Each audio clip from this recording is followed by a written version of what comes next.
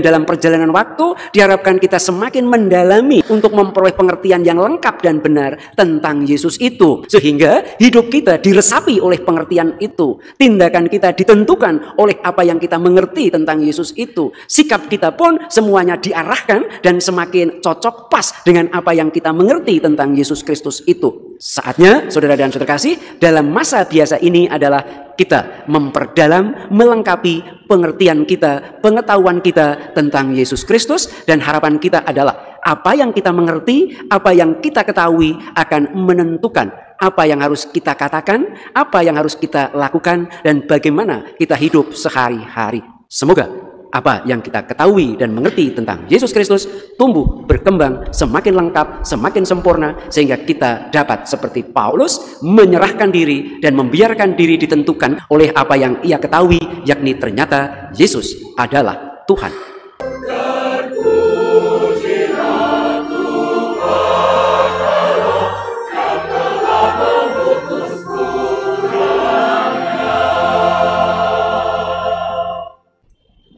Dalam nama Bapa dan Putera dan Roh Kudus.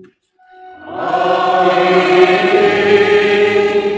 Semoga rahmat Tuhan kita Yesus Kristus, cinta kasih Allah dan persekutuan Roh Kudus bersamamu. Dan bersama rohmu. Saudara dan saudari terkasih, kita memasuki minggu biasa kedua. Baru saja kita melewati masa Natal. Kita akan melewati masa 40 hari, masa Prapaskah dan masa Paskah. Dan akhirnya kita akan mencapai puncaknya pada perayaan Yesus Kristus semesta alam.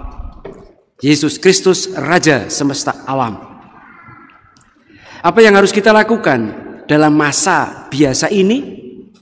Yakni memperdalam, mengenal lebih jauh siapakah Yesus Kristus itu yang kita rayakan kelahirannya baru-baru ini. Apa yang ia lakukan? Untuk apa ia ada di dunia? Kita diharapkan untuk semakin mendalam pengertian kita, pengetahuan kita tentang Yesus Kristus itu. Dan kemudian tentu saja bersamaan dengan itu kita berwarta tentangnya dan menjadi saksi-saksinya. Saudara dan saudari terkasih, tidak seluruhnya benar, tetapi ada benarnya bahwa hidup kita ini ditentukan oleh apa yang kita pikirkan. You are what you think. Untuk menjelaskan ini, cukup saya mengulang kisah nyata lama berkenaan dengan sekelompok murid yang dipimpin gurunya untuk berpiknik. Hingga sore hari, sehingga bekal mereka menipis, dan di tempat itu tidak ada orang berjualan. Maka mereka memakan makanan bekal mereka yang tersisa, yang sudah mulai basi. Mereka memakannya, dan ketika mereka memakannya itu ada salah satu anak yang melemparkan sebagian makanannya kepada seekor anjing yang kebetulan lewat di situ. Makan akhirnya berakhir, tetapi terdengar kabar bahwa anjing yang memakan sebagian makanan yang dilemparkan oleh seorang anak itu mati. Maka mulailah dalam benak anak-anak terpikir, waduh, anjing saja mati karena makan makanan yang saya berikan. Mereka mulai resah, dan bahkan mereka ada yang mulai merasakan pusing, ada pula yang merasakan mual, dan bahkan ada yang sudah mulai akan muntah. Mereka panik, gurunya pun panik. Tidak tahu apa yang harus dilakukan. Untung keadaan itu tidak berlangsung lama, karena kemudian ada kabar lagi bahwa ternyata anjing itu mati bukan karena makan makanan yang mereka lemparkan, tetapi anjing itu mati karena tertimpa pohon. Saudara dan terkasih, anak-anak mulai berpikir, oh ternyata matinya bukan karena makan makanan. Dan saat itu juga membuat mereka sembuh semuanya. Saudara dan terkasih, betapa pemikiran kita menentukan kehidupan kita. Apa yang kita mengerti, apa yang kita ketahui sangat menentukan hidup kita. Maka betul-betul sayang kalau seandainya pengetahuan, pengertian apa yang kita pikirkan sangat terbatas atau bahkan tidak benar. Dengan demikian akan membuat kita juga menjadi orang-orang yang serba terbatas dan bisa jadi keliru melakukan sesuatu. Untuk hal ini saya bisa mengutip apa yang disampaikan oleh almarhum Uskup Agung Jakarta Leo Sukoto. Dia pernah mengungkapkan sebagai kritik terhadap orang-orang pandai, orang-orang terpelajar. Dia katakan, kita ini bisa tumbuh dan berkembang dalam pengetahuan, dalam pemikiran mengenai suatu ilmu tertentu. Bahkan kita sampai dapat mencapai gelar doktor, bahkan profesor dalam ilmu tertentu. Tetapi sayangnya pengetahuan kita, apa yang kita mengerti mengenai Yesus, mengenai iman kita terbatas. Apa yang kita dapatkan ketika kita masih sekolah minggu. Pengertian pengetahuan kita berkaitan dengan banyak hal, tentang bisnis, tentang perdagangan, tentang perpolitikan, tentang budaya, tentang ilmu tertentu bisa menjadi sangat luar biasa.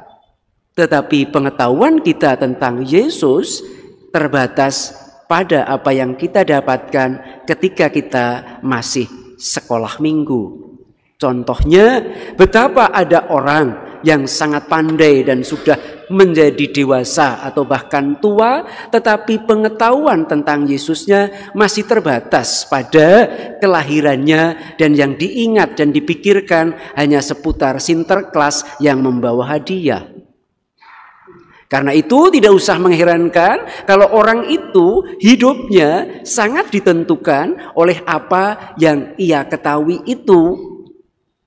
Saudara dan saudara kasih, kepada kita setelah kita melewati masa Natal, kita memasuki masa biasa.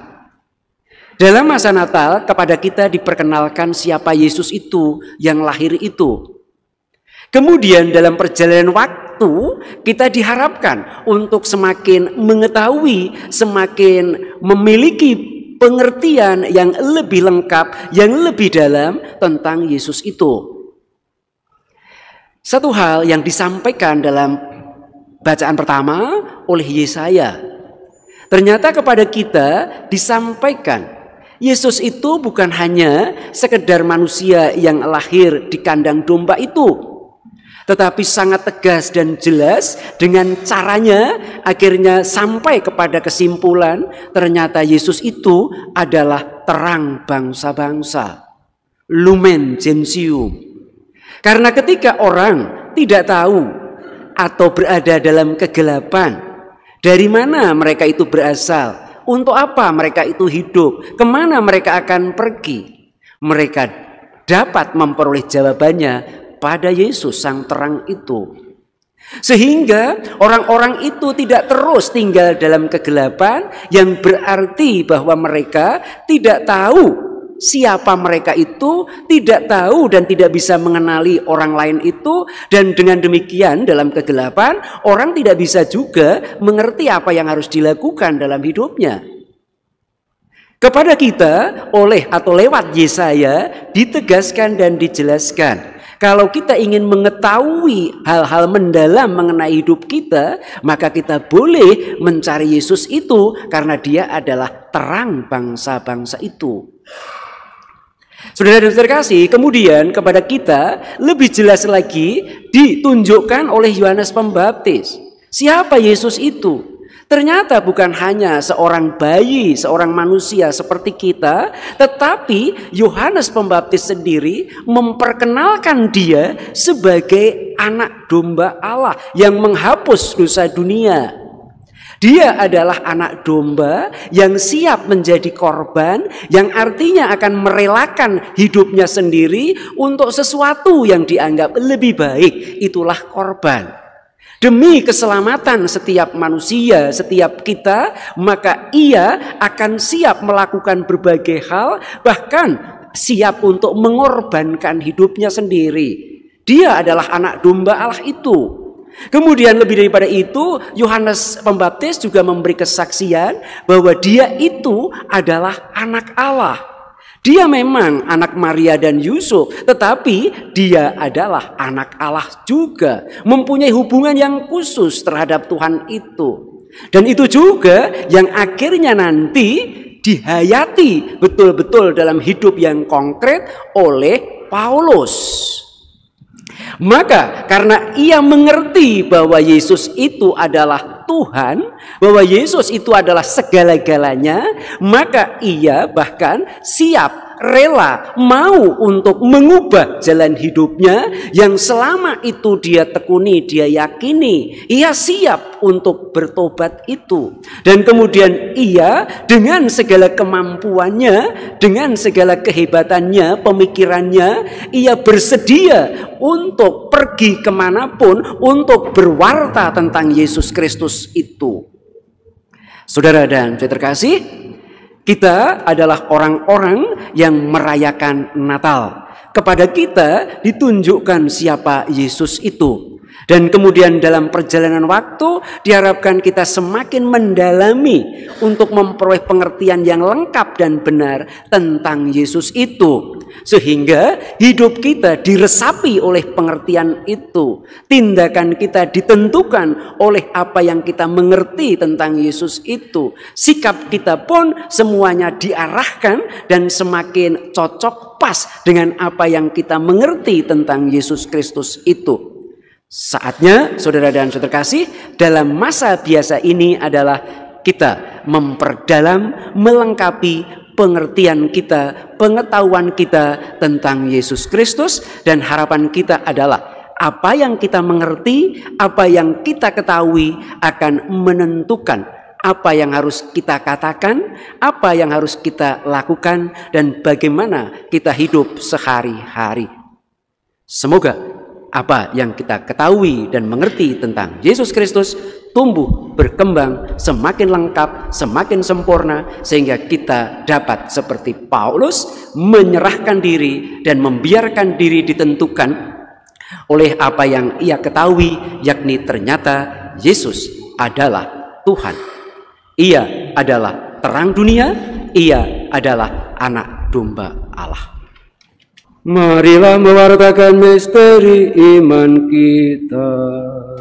Setiap kali kami makan roti ini dan minum dari piala ini, Bapa-Ku Tuhan, kami berkata, kita Engkau Lihatlah anak domba Allah. Lihatlah dia yang menghapus dosa dunia. Berbahagialah saudara-saudari yang diundang ke perjamuan anak domba.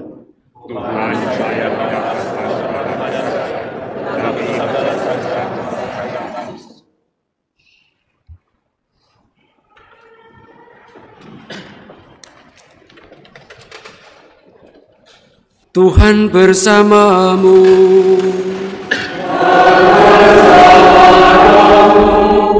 Semoga Yang Maha Kuasa memberkati saudara-saudari, Bapa dan Putera dan Roh Kudus. Pergilah, perayaan Ekaristi sudah selesai. Syukur